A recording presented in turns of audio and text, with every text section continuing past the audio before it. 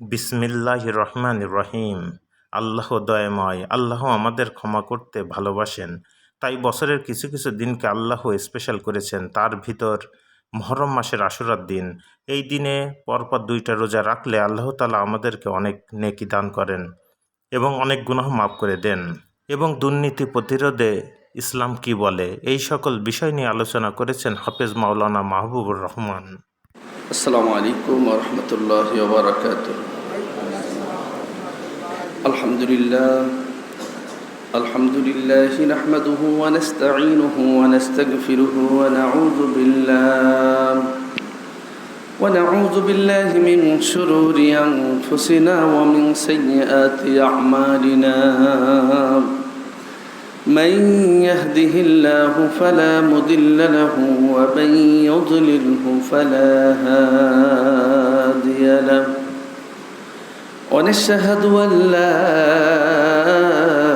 إله إلا الله وحده لا شريك له ونشهد أن سيدنا ومولانا محمدا عبده ورسوله الذي أرسله بالحق بشيرا ونذيرا وداعيا إلى الله بإذنه وسراجا منيرا. فقد قال الله تبارك وتعالى في كلامه المجيد وفرقانه الحميد: أعوذ بالله من الشيطان الرجيم. بسم الله الرحمن الرحيم. إن عدة الشهور عند الله 12 شهرا في كتاب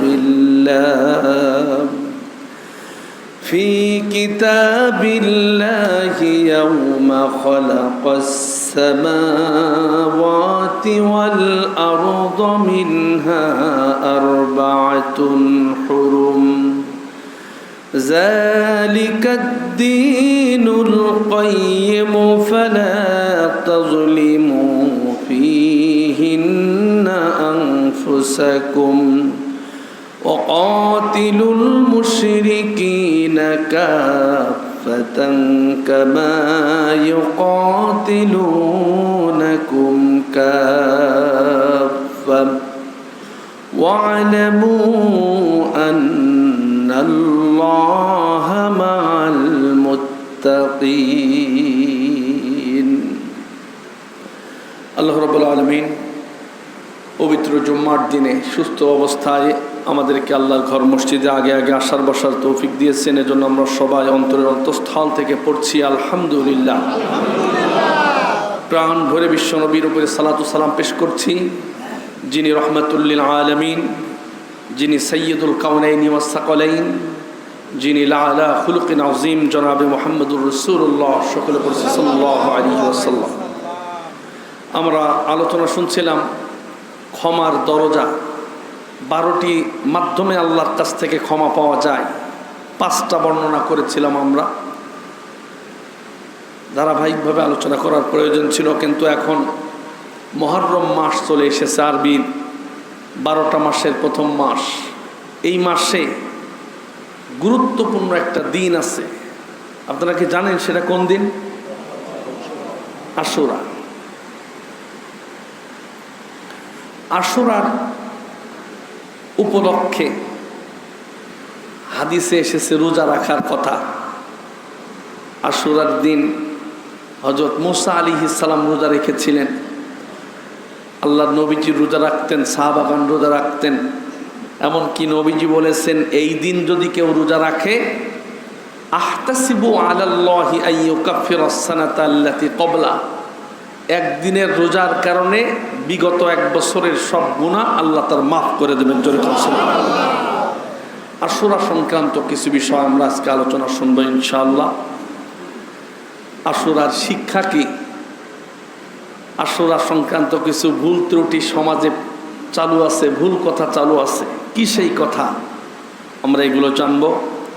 পরিশেষে দুর্নীতি প্রতিরোধে ইসলাম কি বলে, দুর্নীতি বন্ধ করতে কোরআন হাদিসের নির্দেশনা কি, কোন কোন সিস্টেম ফলো করলে দুর্নীতি বন্ধ করা সম্ভব, কোরআন কি বলেছে, সেই বিষয়ে আমরা আলোচনা শুনবো ইনশাআল্লাহ। আল্লাহ পাক পবিত্র কোরআনুল কারীমে সূরা তাওবার 36 নম্বর আয়াতে পরিষ্কার করেছেন, ইন্না ইদ্দাতাশ শুহুরি ইনদাল্লাহি 12 শাহরা। আল্লাহর কাছে মাসের সংখ্যা হলো 12টা। আরবিতে মাস কয়টা? 12টা। আল্লাহ বলছেন 12 মাসের ভিতরে মিনহা আরবাতুন হুরুম, 4টা মাস হলো পবিত্র মাস। যেই মাসের সম্মান দেখিয়ে মক্কার জনগণ তারা যুদ্ধ, মারামারি, কাটাকাটি এগুলো বন্ধ করে দিত। যখনই চাঁদ উঠে যেত ওই মাসের, তখন তারা হাতের অস্ত্র ফেলে দিত, মারামারি হানাহানি থেকে তারা ফিরে আসতো। আল্লাহ বলছেন তোমরা ওই 4 মাসে ফালা তাজলিমু ফিহিন্না আনফুসাকুম, তোমরা নিজেদের নফসের উপরে জুলুম করো না, অন্যায় করো না, অপরাধ করো না। যদি ওই 4 মাস অন্যায় অপরাধ থেকে বেঁচে থাকা যায়, এই 4 মাসের ট্রেনিং বাকি 8 মাসও তাকে ভালো রাখবে। জোরে কোন সুবহানাল্লাহ। 12টা মাস, মাসের যে 4 মাস মুহররম, জিলকদ, জিলহজ, রজব, এই 4টা মাস আরবি মাস হলো পবিত্র মাস হিসেবে উল্লেখ করা হয়েছে। আল্লাহর নবীজি বলেন, মা হাযাল ইয়াউম আল্লাযী তাসুমুনাহু হাযা ইয়াউমুন আযীম আনজাল্লাহু ফীহি মূসা ওয়া কওমাহু ওয়া গররাকা ফিরআউনা ওয়া কওমাহু। আল্লাহর নবী মক্কা থেকে মদিনায় হিজরত করলেন। তিনি লক্ষ্য করে দেখলেন জনগণ বিভিন্ন ধর্মের, বর্ণের, বিভিন্ন শ্রেণীর মানুষ আছে। সবচেয়ে বেশি হলো ইহুদি লোক মদিনায় বসবাস করে। ইহুদিরা এই আশুরার দিনে তারা রোজা রাখে। নবীজি জিজ্ঞাসা করলেন, কেন রোজা রাখো? তারা বলল, আমরা তো মুসার অনুসরণ করি।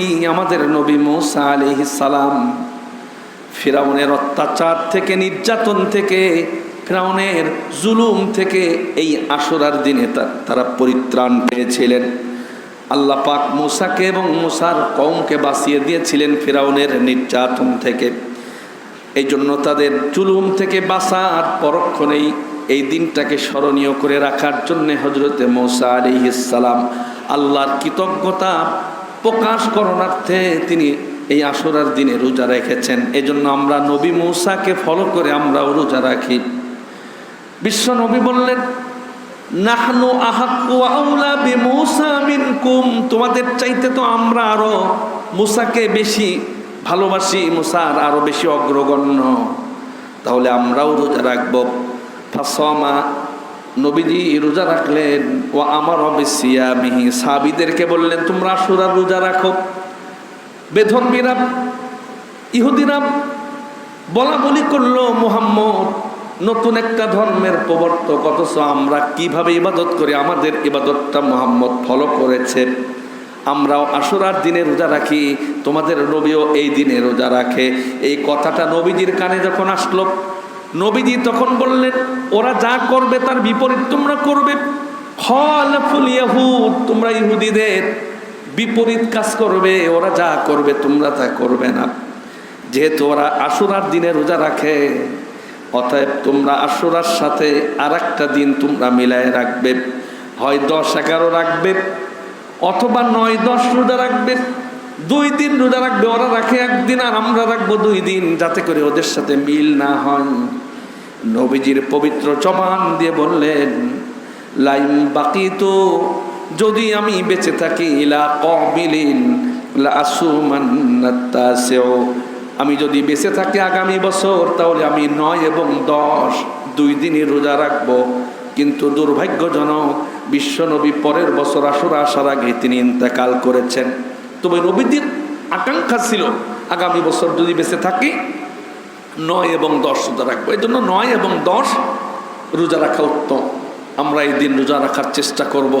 আশুরার সবচেয়ে বড় একমাত্র ইবাদত হলো রোজা রাখা।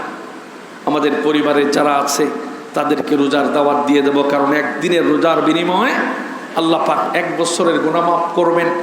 যদি তাওবার সাথে যদি রোজা রাখতে পারি তাহলে আল্লাহ পাক কবিরা গুনাহগুলো মাফ করবেন। জোরে কোন সুবহানাল্লাহ। বিশ্ব নবী বলেন, আফদালুস সিয়ামি বাদা শাহরি রমাদান সিয়ামু শাহরিল্লাহিল মুহাররম।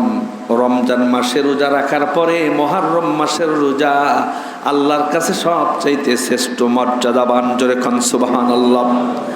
এই জন্য আমরা আশুরা উপলক্ষে রোজা রাখবো। আমরা সাধারণত আশুরা যখন আসে তখন আমাদের মাথায় কারবালার টেনশন ঢুকে যায়, কারবালার ঘটনার কথা মনে পড়ে যায়। অথচ আশুরা তো কারবালার ঘটনার 50 বছর আগে থেকেই তো সাহাবাগণ এবং নবী যারা ছিলেন তারা তো এইভাবে রোজা রেখেছেন। রোজা রাখাটা এটাই হলো আশুরার একমাত্র ইবাদত। ঘটনাক্রমে বিশ্ব নবীর কলিজার টুকরা সন্তান কারবালার প্রান্তরে আশুরার দিনে ইন্তেকাল করেছেন। এজিদের সেনাবাহিনী যারা ছিল তারা বিশ্ব নবীর দৌহিত্র কলিজার টুকরা নাতি ছেলে, যাকে বিশ্ব নবী এত বেশি ভালোবাসতেন, আদর করতেন, নবীজি সিজদায় যখন তিনি অবতীর্ণ হতেন, ছোট্ট ছোট্ট হাসান হুসাইন বিশ্ব নবীর দৌহিত্র, তারা ঘোড়া সাজার জন্য নবীজির পিঠের উপরে বসে তারা ঘোড়া চালাতো। নবীজি ততক্ষণ উঠতেন না যতক্ষণ ওই যে নাতি ছেলেরা পিঠের উপর থেকে নেমে না যায়, ততক্ষণ তিনি সেজদায় থাকতেন। এত বেশি তিনি ভালোবাসতেন। নানার আদর্শটা কেমন ছিল! বিশ্বনবী হাসান হুসাইনের শরীরের এমন কোনো জায়গা নাই যেই জায়গায় হাসান হুসাইনকে আল্লাহর নবীজি চুমা দেন নাই। এই হুসাইন রাদিয়াল্লাহু তাআলা আনহুকে কারবালার প্রান্তরে অবরোধ করে পানি না দিয়া, পানি বন্ধ করে, পানির যে নদী ছিল নদীটা তারা ওই জায়গা অবরোধ করে পানি পান করতে দেয় নাই। কলিজার টুকরা সন্তান আসগর হুসাইনের কলিজার টুকরা সন্তান পানির অভাবে মারা যাওয়ার উপক্রম হয়ে গেছে। পুরুষ যারা আছে, নারী যারা আছে তারা তো ধৈর্য ধরতে পারে, সহ্য করতে পারে। ছোট্ট কলিজার টুকরা সন্তান পানি পিপাসায় কাতর হয়ে গেছে, নড়াচড়া করে না। মায়ের স্তনে কোনো দুধ নাই, কারণ পানি পান না করলে দুধ কোথা থেকে আসবে? হুসাইনের স্ত্রী বললেন কলিজার টুকরা সন্তানকে, ওই যে কাফেররা অবরোধ করে রেখেছে, এজিদের সেনাবাহিনীর লোকেরা যে নদী অবরোধ করেছে, ওই জায়গা গিয়ে একটু ওদেরকে বুঝায়া কলিজার টুকরা সন্তানের মুখে একটু পানির ব্যবস্থা করো। হুসাইন রাদিয়াল্লাহু তাআলা আনহু মনে করলেন ছোট বাচ্চার কথা শুনলে হয়তো বা তাদের দিলে মায়া হতে পারে। কলিজার টুকরা সন্তানকে তাদের সামনে নিয়ে উঁচু করে ধরে বললেন, আমরা নিজেদের পানির জন্য তোমাদের কাছে আসি নাই, মাসুম বাচ্চা সে তো কোনো অপরাধ করে নাই, আমার কলিজার টুকরা সন্তান কেমন জানি নিস্তেজ হয়ে গেছে, একটু পানি পান করার জন্য তোমরা সুযোগ দাও। সন্তানকে এভাবে উঁচু করে ধরেছিলেন যাতে তাদের নজরে আসে, কিন্তু তাদের দিলের ভিতরে সামান্য কোনো মায়া সেদিন আসে নাই। দূর থেকে তীর নিক্ষেপ করেছে। হযরতে হুসাইন রাদিয়াল্লাহু তাআলা আনহুর কলিজার টুকরা সন্তানের বক্ষ বিদীর্ণ হয়ে গেছে। তীরটা ঢুকে এ পাশ থেকে ঢুকে আরেক পাশে বের হয়ে গেল। আরেকটা তীর নিক্ষেপ করেছে, কলিজার টুকরা সন্তানের গলার ভিতরে বিদ্ধ হয়ে এপড়ো পড়ো হয়ে গেল। রক্তাক্ত সন্তানকে কোলে করে বাসার ভিতরে যখন নিয়ে গেছেন, তখন স্ত্রী বললেন, তোমার সন্তানকে কি পানি পান করিয়ে এনেছো নাকি? কলিজার টুকরা সন্তানকে দেখায়া মায়ের কোলে দিয়া বললেন, তোমার সন্তান আর কোনোদিন পানি পান করতে চাইবে না। পানি পান করা তো দূরের কথা, তারা তোমার সন্তানকে দুনিয়া থেকে বিদায় করে দিয়েছে। কারবালার ঘটনাটা হয়েছিল এই আশুরার দিনে।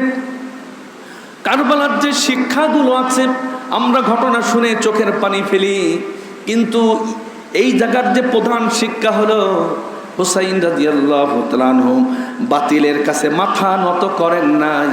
নিজের সন্তানের জীবন গেছে, নিজেকে শহীদ করা হয়েছে, শুধু তাই নয়, তার কাল্লা পর্যন্ত শরীর থেকে আলাদা করে বর্ষায় বিদ্ধ করে ইয়াজিদের দরবারে নিয়ে যাওয়া হয়েছে। কেন তাকে শহীদ করা হলো? তিনি বাতিলের কাছে মাথা নত করেন নাই। ইয়াজিদ ক্ষমতায় আসার পরে ক্ষমতা টিকে থাকার জন্যে কারবালার ঘটনা ঘটিয়েছিল।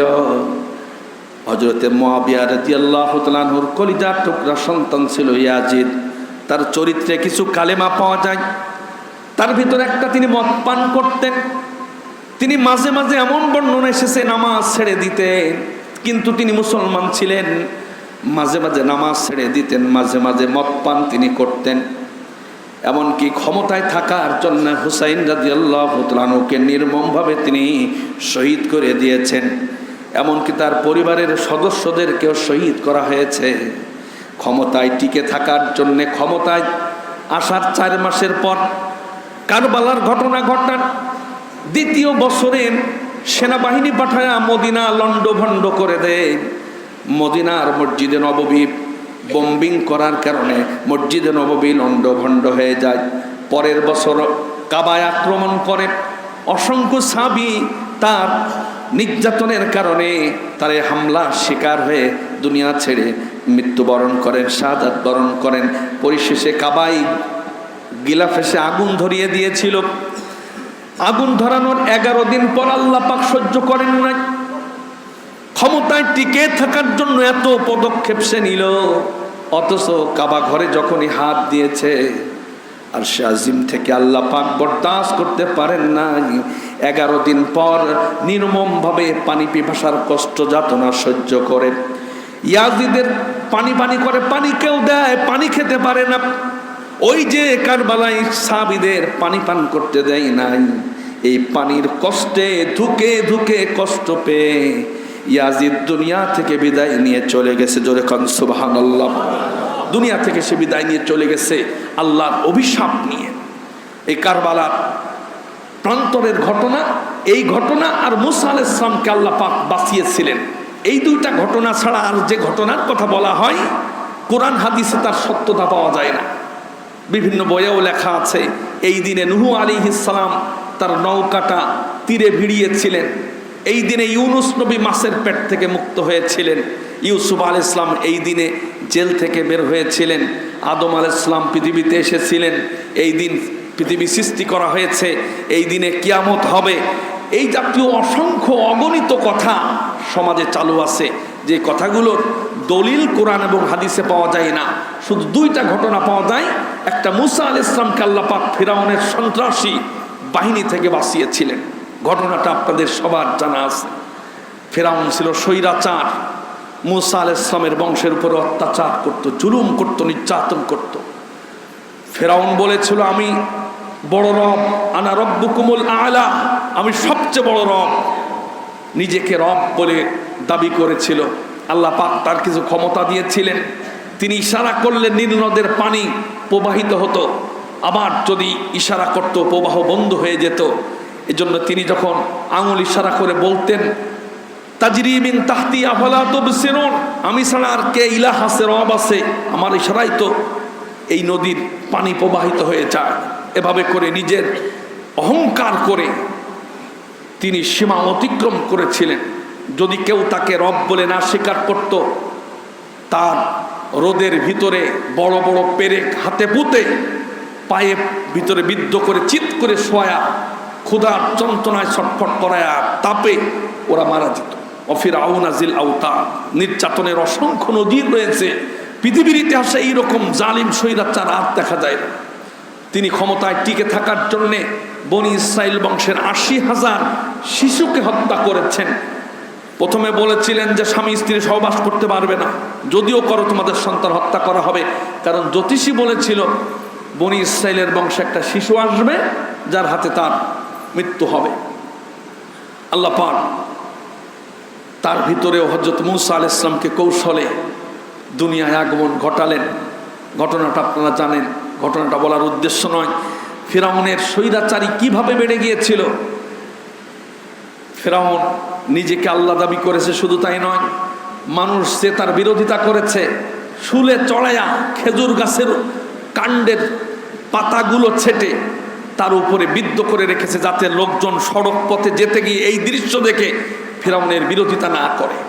কোরআনে সে কথা এসেছে, সে মানুষকে হুমকি দিত, ওলা উসাল্লিবান্নাকুম আজমাইন, আমি তোমাদেরকে খেজুর গাছের কাণ্ডে ঝোলায়া তোমাদেরকে শুলে চড়াইয়া দেব। এভাবে করে মানুষের মনে আতঙ্ক সৃষ্টি করেছিল। অতিষ্ঠ হয়ে মুসা আলাইহিস সালামের বংশের লোকেরা বলল, তুমি আসার আগেও আমরা ফিরাউনের কাছে মার খালাম, কষ্ট পেলাম, তুমি আসার পরে আমাদের কষ্ট আরো বেড়ে গেছে, তা তুমি এসে লাভ হইল কি? মুসা আলাইহিস সালাম ধৈর্য ধারণ করেছিলেন।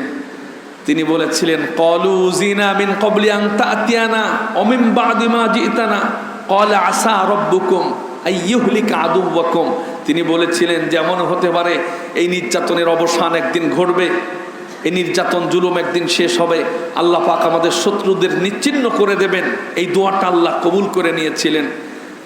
আল্লাহ পাক অর্ডার করেছিলেন, সকালবেলা বনী ইসরাইলের বংশের লোকদের নিয়ে তুমি চলে যাও। ফিরাউন কিছুক্ষণ পরে খবর পেয়েছে এলাকা থেকে বনী ইসরাইলের লোকজন চলে যাচ্ছে অন্য জায়গায়। বনী ইসরাইলের লোকদের দিয়ে সবচেয়ে ছোট কাজগুলো তাদের সমাজে করাতেন, তাদেরকে ছোট করে রাখতেন। যখন মুসা আলাইহিস সালাম চলে গেলেন, পিছন দিক থেকে বর্ণনা এসেছে কয়েক লক্ষ সেনাবাহিনী নিয়ে ফিরাউন রাগে অগ্নিশর্মা হয়ে তাদেরকে ধাওয়া করেছিল। কোরআন স্পষ্টভাবে বলেছে, ফাতবাউহুম মুশরিকিন, তারা সকালবেলা তাদের পিছনে ধাওয়া করলো।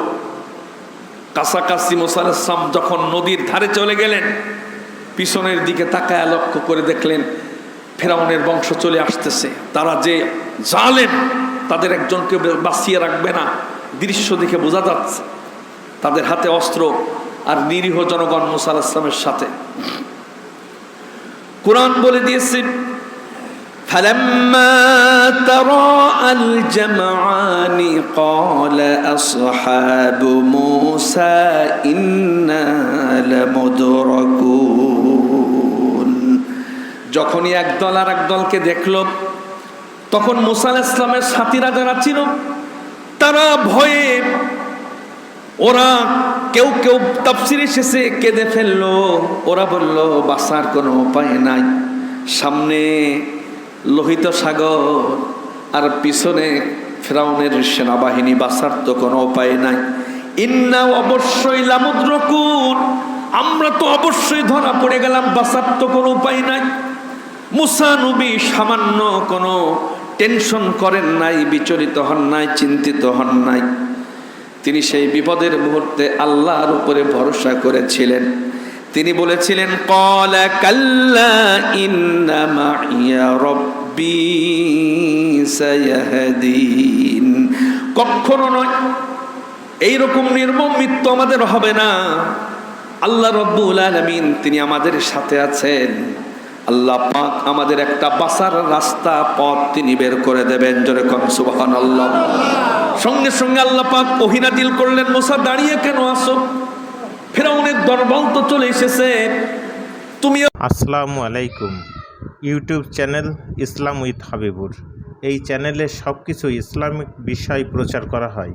দয়া করে সবাই এই চ্যানেলকে সাবস্ক্রাইব, লাইক, কমেন্ট, শেয়ার করবেন এবং এই চ্যানেলটির সাথে থাকবেন। ধন্যবাদ। কি দিয়ে আঘাত করো, তোমার হাতের যে লাঠি আছে, লাঠিটা দিয়ে তুমি সাগরের উপরে আঘাত করো। মুসা আলাইহিস সালাম আঘাত করার সাথে সাথে ফানফালাক ফাকানা কুল্লু ফিরকিন কাত্তাউদিল আযীম, বিশাল লোহিত সাগরের ঢেউগুলো থেমে গেল। এক পাশের ঢেউ এক পাশে দাঁড়িয়ে গেল, আর এক পাশের ঢেউ আর এক পাশে দাঁড়িয়ে গেল। আল্লাহ রাব্বুল আলামিনের ইশারায় সাগরের মাঝখান দিয়ে বনী ইসরাইলের 12টা গোত্রের জন্য 12টা রাস্তা রব্বুল আলামিন বের করে দিয়েছে। রাস্তা পার হয়ে গেল। আল্লাহ বললেন, মুসা যেন আর একটা বাড়ি দিয়ে পানি যাতে না মিশায় দেয়। আল্লাহ বললেন, ও মুসা ওয়াতরুকিল বাহরা রাহওয়া, যেমন আছে পানি তেমন থাকতে দাও, লাঠি দিয়ে বাড়ি মেরে আবার পানির স্রোতটা তুমি মিলায় দিও না। কারণ আমরা তো সাধারণত নিজে বেঁচে গেলে মনে করি যে এই মনে করেন সাইকো পার হলেন, আর একজন যদি এসে আপনাকে মেরে ফেলবে, আপনার চিন্তা থাকবে সাইকোটা ভেঙে ফেলি যাতে সে পার হতে না পারে। আল্লাহ রাব্বুল আলামিন বললেন তুমি এরকম দৃশ্য করো না। মুসা আলাইহিস সালামের বংশের শেষ লোকটা যখন পার হয়েছে, তার আগেই ফেরাউনের বংশের লোকেরা ঢুকে পড়েছে। ওদের শেষ লোকটা যেই সাগরের ভিতরে ঢুকেছে, তখন আল্লাহ পাক তার গজব শুরু করলেন। আল্লাহ রাব্বুল আলামিন নির্মম ভাবে তাদেরকে কিভাবে চুবালেন কোরআন বলে দিয়েছে। আল্লাহ পাক বললেন وجاوزنا ببني إسرائيل البحر فأتبعهم فرعون وجنوده। আমি আমার বানি ইসরাইলের লোকদেরকে সাগর পার করালাম। ফাতবাহুম ফিরাউন ওয়া জুনুদুহু, ফিরাউন তার দলবল নিয়ে ওই রাস্তা অনুসরণ করলো মুসা আলাইহিস সালামকে মারার জন্যে। আর মুসার সাথে যারা আছে বাগিয়া ওয়া আদওয়া, মনের ভিতরে শত্রুতা পোষণ করে অন্যায়ভাবে অত্যাচারিত হয়ে অত্যাচার করে জালিমের ভূমিকায় অবতীর্ণ হয়ে তাদের পেছনে ধাওয়া করলো। আল্লাহ বললেন হাত্তা ইযা আদরাকাহুল গরাকু, আমি আল্লাহ যখনই সাগরের পানি মিশায় দিলাম, ওরা পানির ভিতরে ডুবা শুরু করলো। তখন ফিরাউন বলল ক্বালা আমানতু আন্নাহু লা ইলাহা ইল্লাল্লাযী আমানাত বিহি বানু ইসরাঈল ওয়া আনা মিনাল মুসলিমিন। ফিরাউনের জনগণগুলো ডুবে ডুবে মারা যাচ্ছে। ফিরাউন তখন বলতেছে আল আন, এখন আমি ঈমান আনলাম। বনি ইসরাইল যেই রবের প্রতি ঈমান এনেছে, আমি সেই রবের প্রতি ঈমান আনলাম এবং আমি মুসলমান হয়ে গেলাম।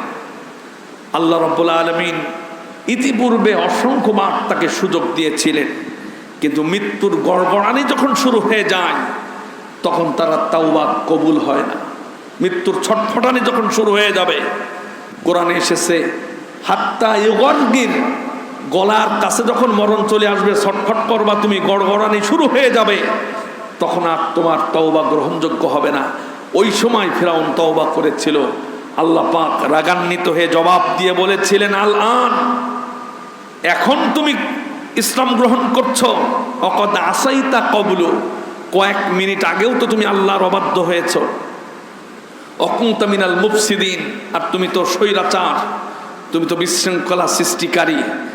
অতএব তোমার শুধু মৃত্যু দেয়া হবে তা নয়, ফালিয়াউমা নুনাজ্জিকা বিবাদানিকা লিতাকুনা লিমান খালফাকা আয়া, তোমার বডিটাকে আমি এমনভাবে সংরক্ষণ করব, কিয়ামত পর্যন্ত মানুষ তোমার বডি দেখবে আর শিক্ষা গ্রহণ করবে। স্বৈরাচার ফিরাউনের মতো হওয়া যাবে না। ফিরাউনের এই পরিণাম হয়েছিল, আমরা মানুষের উপরে জুলুম করব না।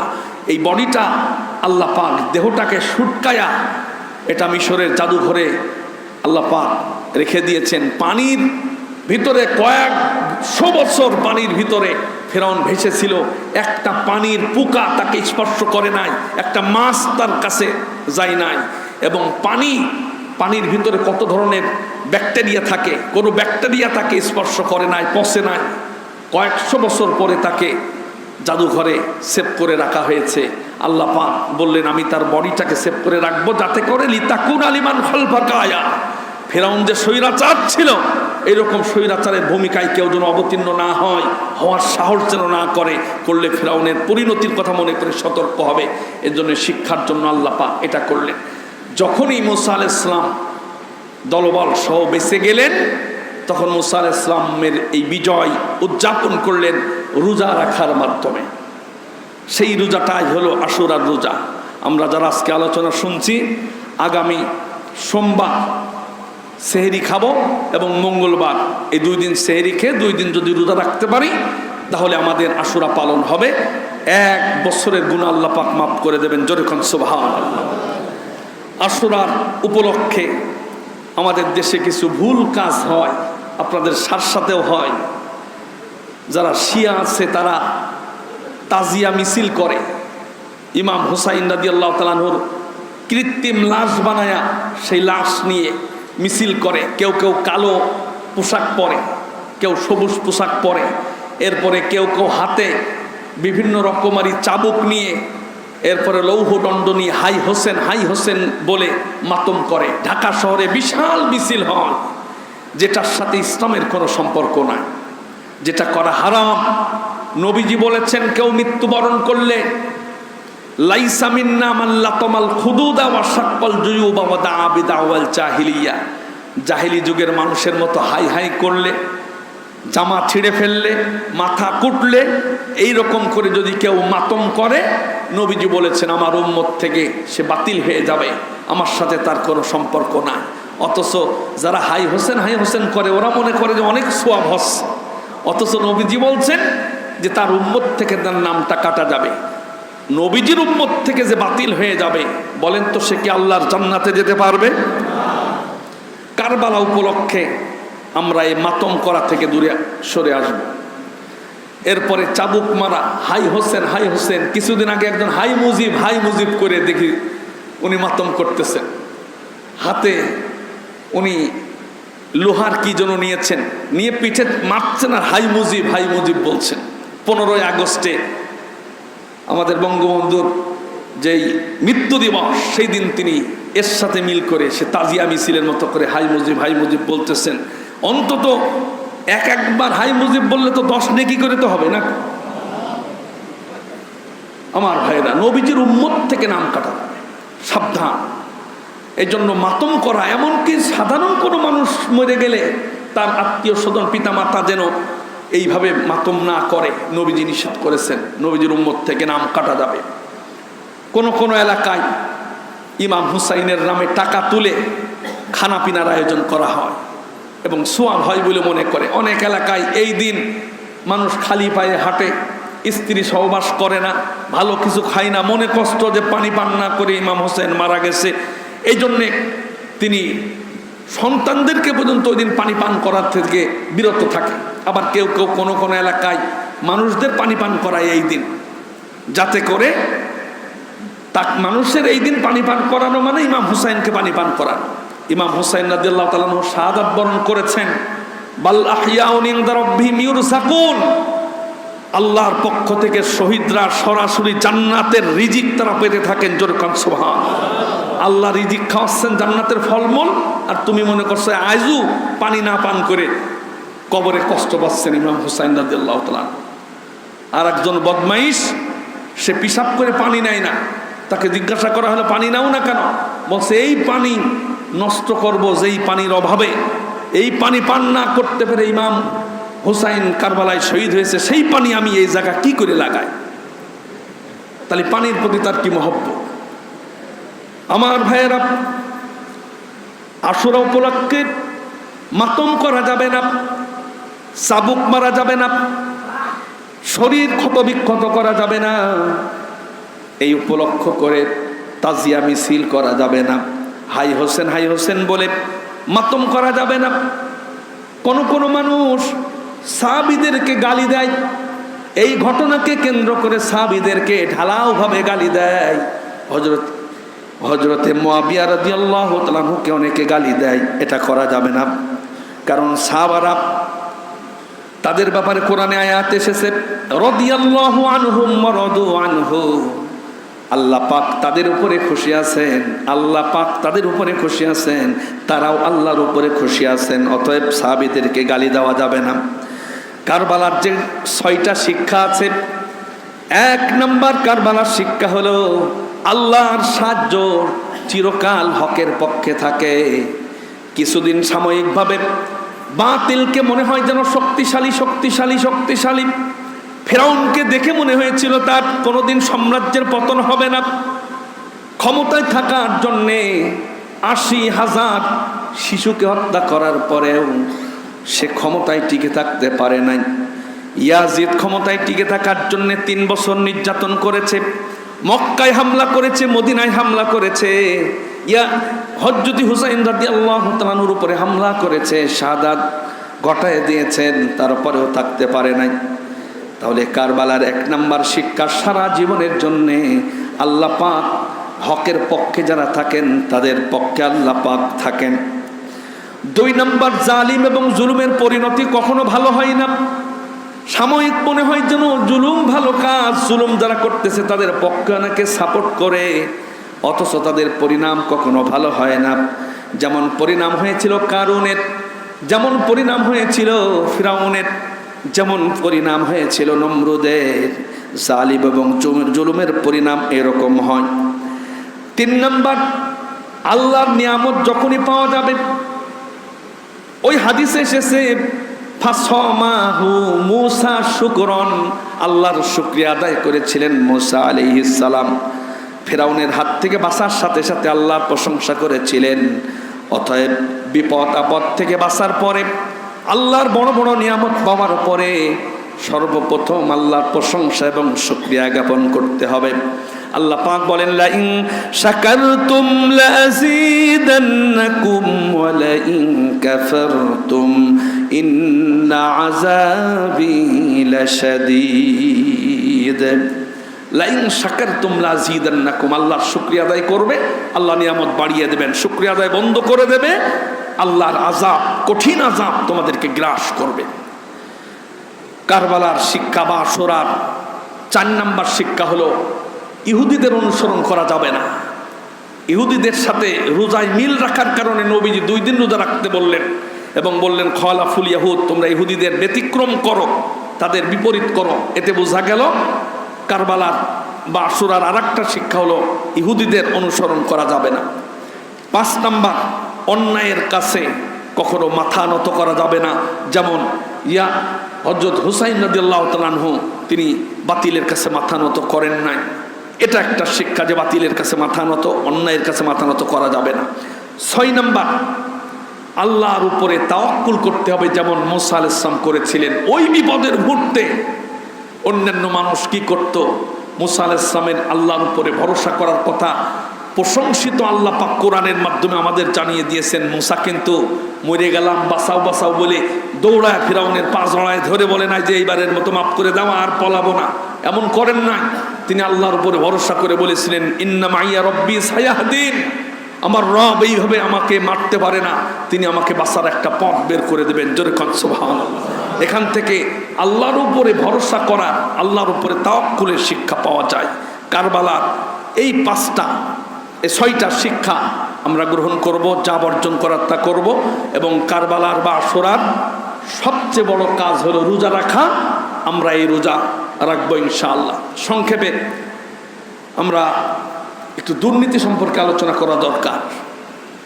দুর্নীতি সমাজের, দেশে, রাষ্ট্রে এমনভাবে ছেয়ে গেছে, যেটা পত্রিকা খুললে আমরা দেখতে পাচ্ছি। আমাদের প্রধানমন্ত্রী দুর্নীতির বিপক্ষে 0 টলারেন্স ঘোষণা করেছেন। তিনি চান দুর্নীতিমুক্ত হোক, কিন্তু সমাজের দুর্নীতি কমছে না বাড়ছে? দিন দিন আস্তে আস্তে বাড়তেছে। এমন এমন দুর্নীতি যেগুলো একটা সুস্থ মস্তিষ্কের মানুষ করতে পারে না। নীতি বহির্ভূত যে কাজ, সেটাই হলো দুর্নীতি। দুর্নীতির বিপক্ষে কোরআনে অসংখ্য আয়াত এসেছে, হাদিস এসেছে। গতকালকে পত্রিকায় পড়লাম, প্রধানমন্ত্রী গরিব মানুষের জন্য যে বাড়ি দিয়েছেন, ঘর দিয়েছেন, যাদের জমি নাই, জায়গা নাই, একটা ফকিরকে এই ঘরের বাজেট দেওয়ার জন্যে তাকে বলা হলো যে ফকির, তার কিচ্ছু নাই, বৃদ্ধ মানুষ, মহিলা মানুষ, ভিক্ষে করে খায়। মেম্বার সাহেব তাকে বললেন, তোমার একটা ঘর দেওয়া হবে, বিনিময়ে তুমি 45,000 টাকা আমারে দিবা, তাহলে তোমার একটা ঘরের বাজেট করে দেব। ফকির মানুষ 4 আনা 8 আনা 1 টাকা 2 টাকা করে করে গুছিয়ে উনি তার সারা জীবনের সঞ্চয় ওই মেম্বারের হাতে তুলে দিয়েছেন। সেটা হলো সব গুণে দেখা গেল 35,000 টাকা তিনি তার হাতে তুলে দিয়েছেন, আর বলেছেন, বাজান আমার একটু জায়গা দিও, পরের ঘরে থাকি, আমার তো জায়গা না, একটু মাথা গুজার একটু জায়গা দিও।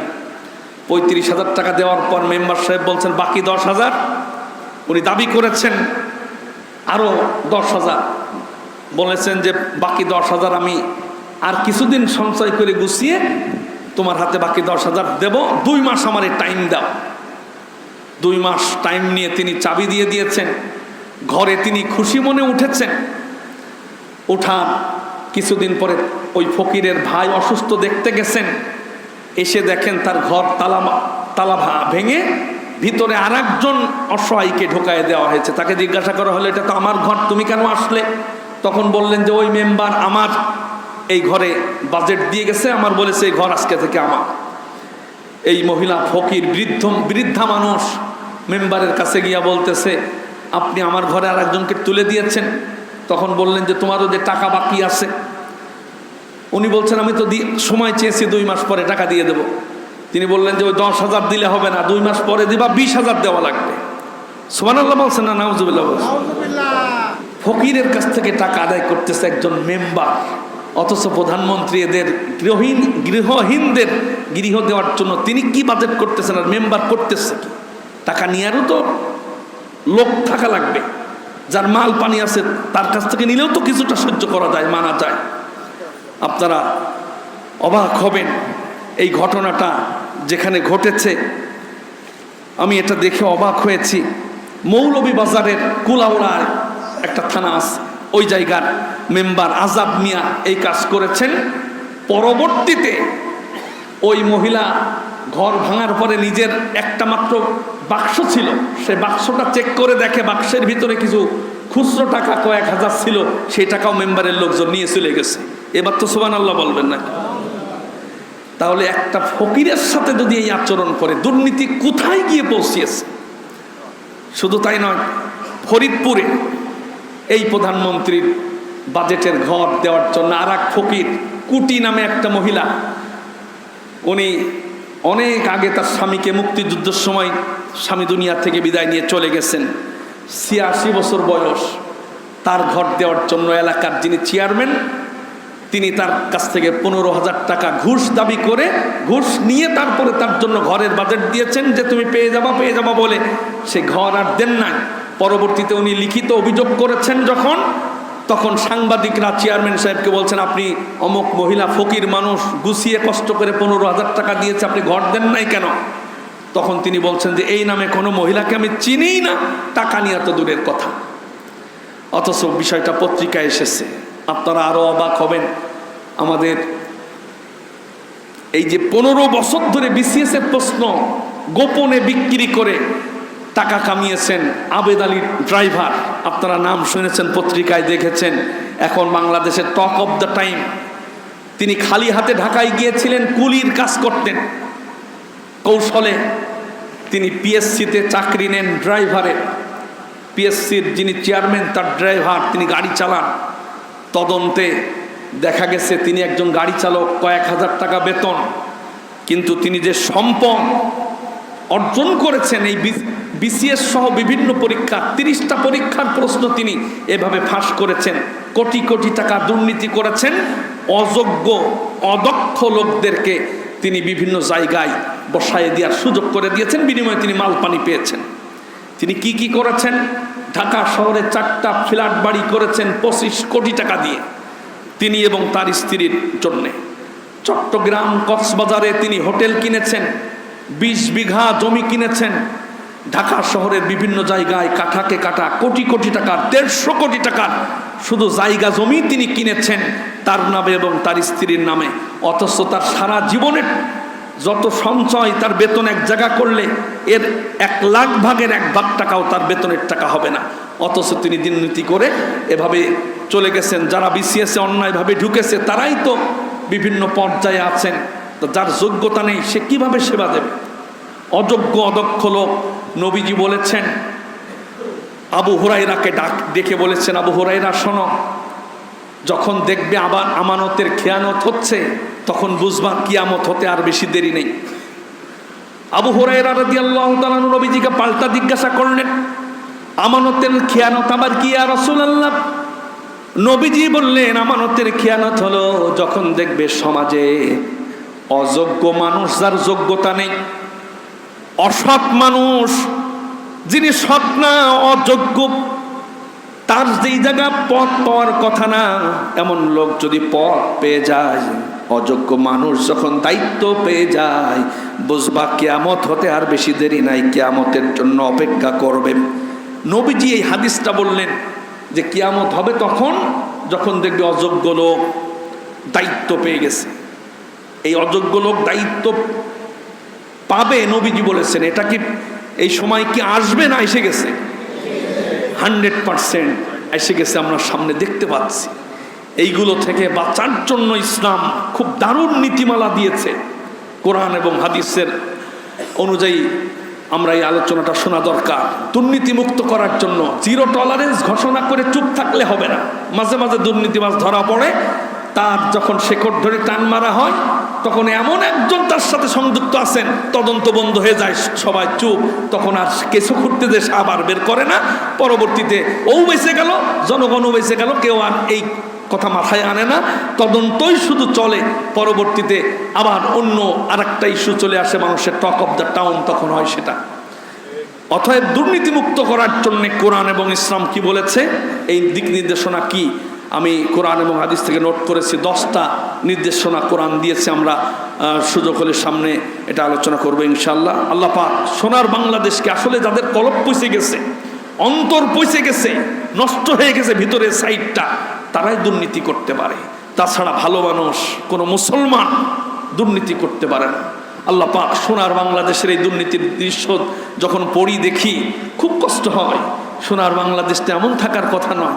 একটা মানুষ কয়দিন বাঁচে, কয় বছর বাঁচে, অথচ কত টাকা তোমার লাগে অন্যায়ভাবে টাকা অর্জন করে সারা জীবনের জন্য পরকাল নষ্ট করা। আল্লাহ পাক সোনার বাংলাদেশকে এই দুর্নীতি মুক্ত করে সুন্দর সমাজ, দেশ, রাষ্ট্র হিসেবে যেন কবুল করেন, বলি আমিন। ওমা তৌফিক ইল্লা বিল্লাহ। আমরা যারা সুন্নত পড়ি না সুন্নত পড়ি। আসসালামু আলাইকুম। YouTube channel Islam with Habibur, এই চ্যানেলে সব কিছু ইসলামিক বিষয় প্রচার করা হয়। দয়া করে সবাই এই চ্যানেলকে সাবস্ক্রাইব, লাইক, কমেন্ট, শেয়ার করবেন এবং এই চ্যানেলটির সাথে থাকবেন। ধন্যবাদ।